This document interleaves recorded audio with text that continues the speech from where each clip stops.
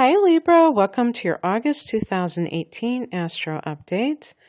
It's Raina here, and so in August, Libra, you're going to start the month in a way that is very much what you might like to do. It's going to be very social because the Sun is going to be in the 11th house, which is the house of friendships and other group associations.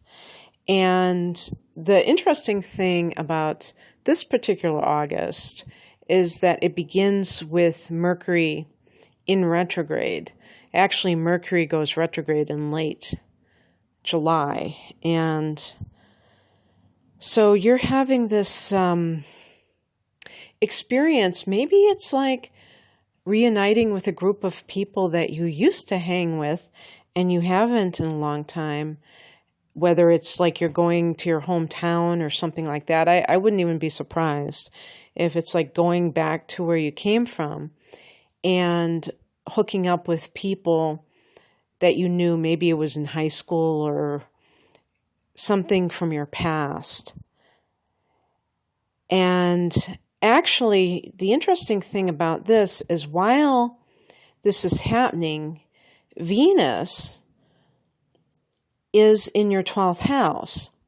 So the 12th house is a hidden house, and it can indicate secret love affairs or karmic love affairs, maybe twin flame stuff or soulmate stuff.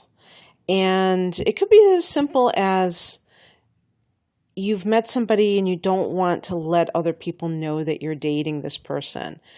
Maybe it's not that you're ashamed or anything, but you want to keep the relationship between the both of you and not make it public and not have that scrutiny just yet because you're still growing the relationship. But then on the 6th of the month, Venus goes from Virgo, which is that 12th house for you, Libra, and goes into your sign. You're ruled by Venus. So this is not only a time of having your ruler in your sign, which is really great, but in that first house of the self, we're talking about being viewed as attractive and charming, gracious, and just some kind of charisma. Maybe people can't put their finger on it, although I will say that Librans tend to be physically attractive as it is. So it's not that you need much help here, but this can be great for you if you're trying to really promote yourself because you come across in an agreeable manner. Again, because you are ruled by this sign, this will be typical of a lot of Libran people that you always tend to have this kind of attitude towards interactions with others, which is to be polite and to not try to make waves and things like that. On the 7th, the very next day, Uranus goes retrograde in Taurus. For you, Taurus is your 8th house, and this deals with death, sex, other people's money. In the case, I would say out of the three of those, well, also metaphysics. So, but the occult, because, the 8th house is about hidden things. So it can be about astrology and things like that. And actually, Uranus rules astrology. So with Uranus going retrograde, you may be like more inclined to be interested in these kinds of topics, but when it goes retrograde, who knows? Maybe you feel this sense of rebelling against what you've learned and kind of like a fight within yourself. I see Libra people sometimes as kind of veering more in the conformist category. And this is because, like I said before, you don't want to make waves. A person like Aquarius, which is ruled by Uranus, has a tendency to be quite outspoken or controversial. I think I'm really thinking of Aries a lot too, but Aquarius is definitely a sign that stirs things up and triggers other people who are trying to keep the peace, because and that would go with Aries as well. Now, the thing that might be really coming about here, especially during the retrograde, is that things that are deeply buried within you, which can be part of this, part of your psyche that you haven't wanted to deal with. These things can come out in very unusual ways.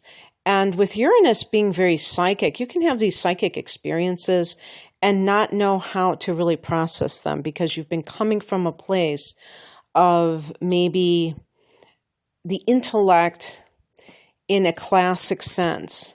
Because the intellect we can call consciousness, and that's the connection to spirit. It's not just the brain, working, but it's the spiritual dimension feeding into things.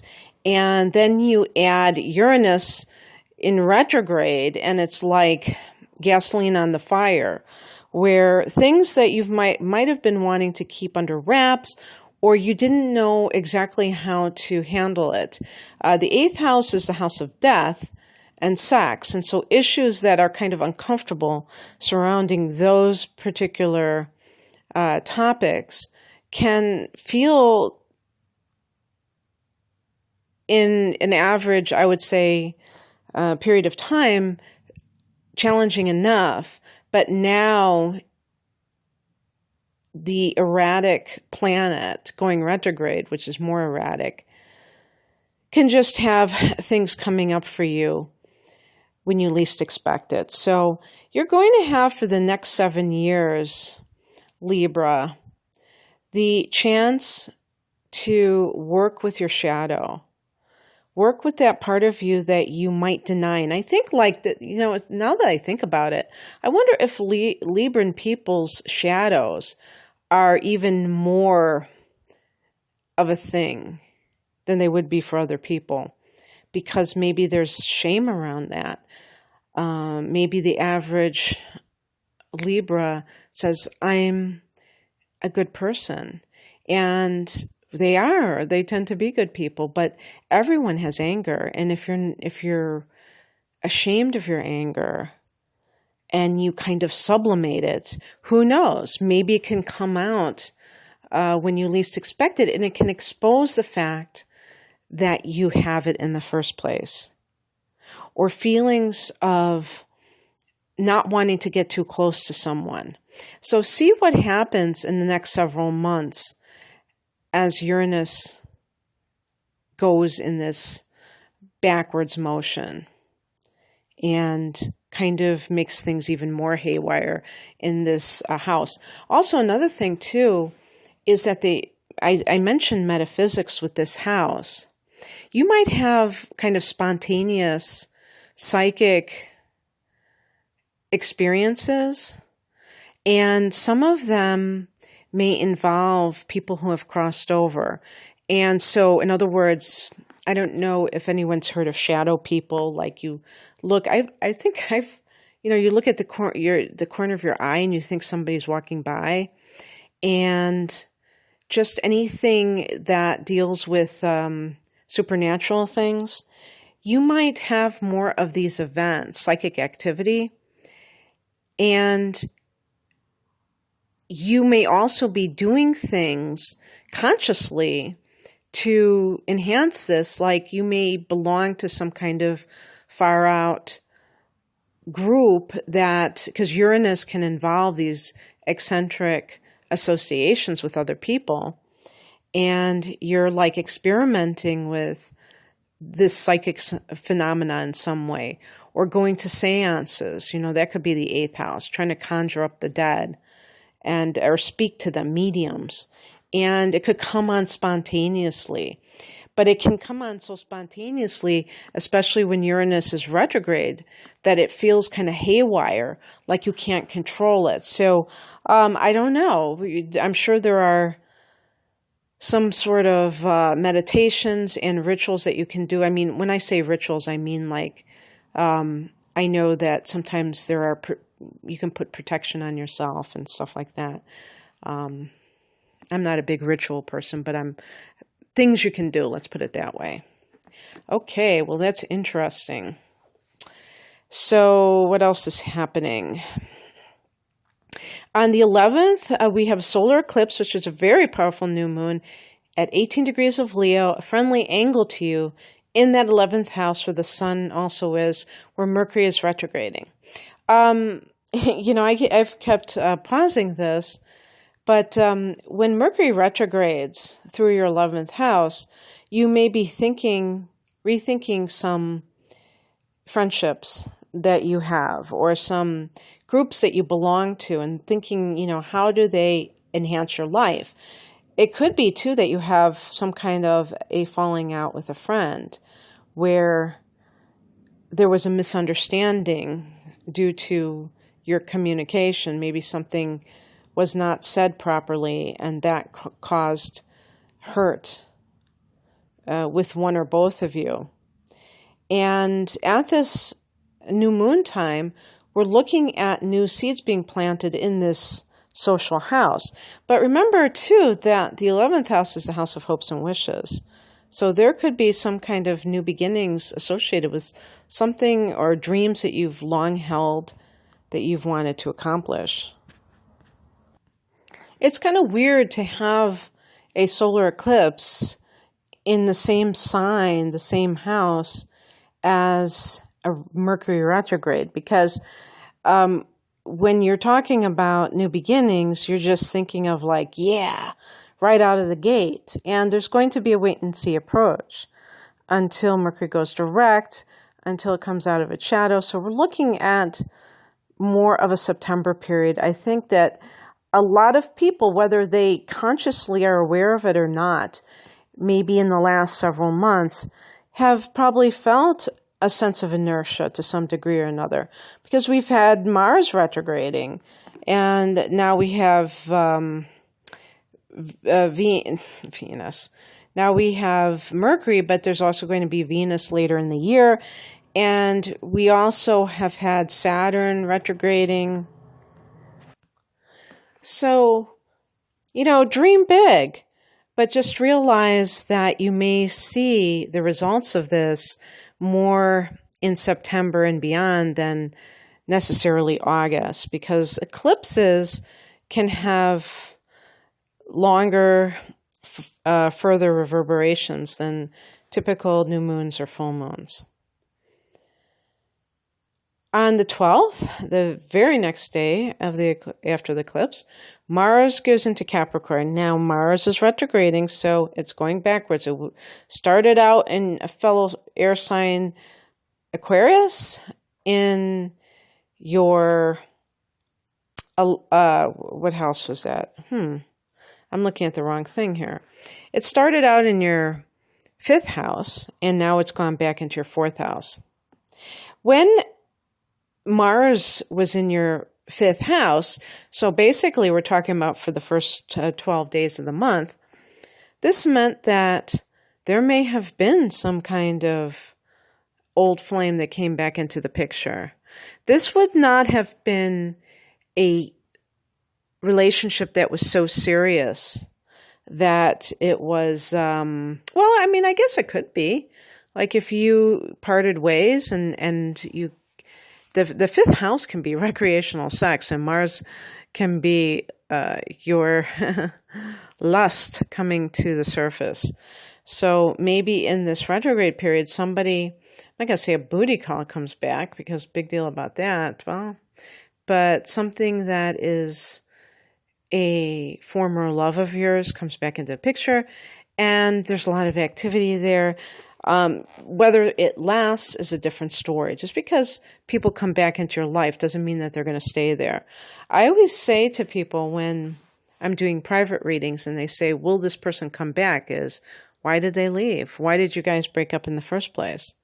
Those are the things that people tend to leave out as details, because then they might have to say some things that seem pretty bad, and they don't want to do that. So it's easier just to ask if they're going to come back. So someone may come back, but it might be that you realize exactly why you broke up with this person.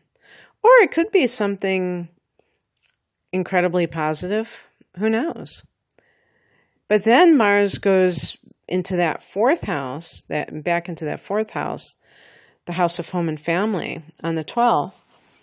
And if you've had any kind of conflict with your mother, or if you've been doing any kind of renovation to your home, there may be a second bout with that where you need to, tear down something else, or you need to have some kind of fight. I mean, it's sad to say, but for some people, there may be a conflict with the mother. Oh, one thing I didn't mention was that with Uranus in the 8th house, there could be like some kind of will issue that comes up, but perhaps it's so bizarre. When Uranus is in the picture, we're always talking about things that might be a little offbeat, that it has to be reviewed, like a strange will, or something that maybe the person involved, left a very unusual will, and it has to be kind of vetted by somebody official to make sure that it's not a fraud or something along those lines. Whenever you see Uranus, think of the unusual. But I say that because then with Mars retrograding in the 4th house, it could be opening up old battles or old wounds that deal with home and family. And or it could just be like you're adding an addition to your home because you decided that you wanted to do something else. Mercury goes direct on the 19th in your 11th house of hopes and wishes. So you may, after this point, start to kind of clarify things with a friend that may have gotten off track with them. Maybe both of you said things you shouldn't have said, and there was some misunderstanding, and now you're able to see things a lot better and understand where they're coming from, or at least, make your point clear. And what else is happening? Also, with Mercury going direct in the 11th house, you may clarify some of your dreams that you were kind of going over. Sometimes when we have things that really make life worth living, like long-held dreams that we really kind of use as ways to motivate us, they can change. We can review them over time. And that becomes a lot less, it can make us a lot less certain about what it is that we do stand for and what it is that we do want in our life. So this may be a time when you kind of clarify these things. And then on the 23rd, the sun goes into Virgo, and this is your 12th house. And this is the house of past lives, the house of repressed memories, the house of self-undoing. So Libra, you may get some insight into ways that you trip yourself up, things that you do that really go against what you believe and that really hurt you and hurt your chances.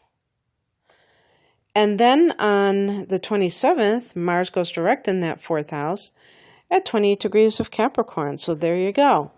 There's Mars going direct, and there is some sort of resolution.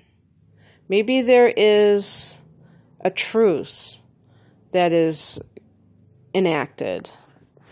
And you have to kind of like, maybe this is an area of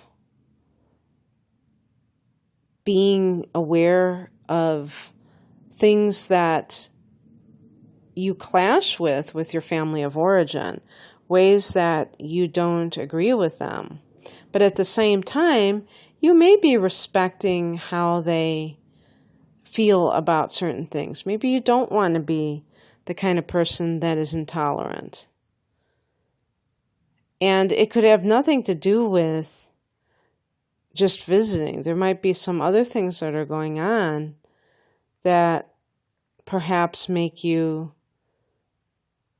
feel like you are going to spend more time with your mother or other family members. Who knows? This may have been this Mars retrograde. Even when it goes direct, it's going to be in shadow for weeks. So it looks like with Libra, there's a lot of energy surrounding spiritual issues and how you handle these issues. Or family issues and how you handle them. When I say spiritual, even the 11th house, I'm thinking of things that you've always wanted to do, that you may have some of those wishes come true for yourself. All right, well, that's what I have for you, Libra. If you like kind of the analysis of the chart, I'm really doing that with your inner planets. And if you click on the link below, it'll take you to my store. But definitely, it can be a lot of fun to have somebody analyze your charts, because it's kind of like finding out what makes you tick. And I go into that personality traits as well as looking at some of the energetic influences swirling around you right now, and even taking them out as far as a year in some cases. So please check me out and have an awesome month. Take care. Bye.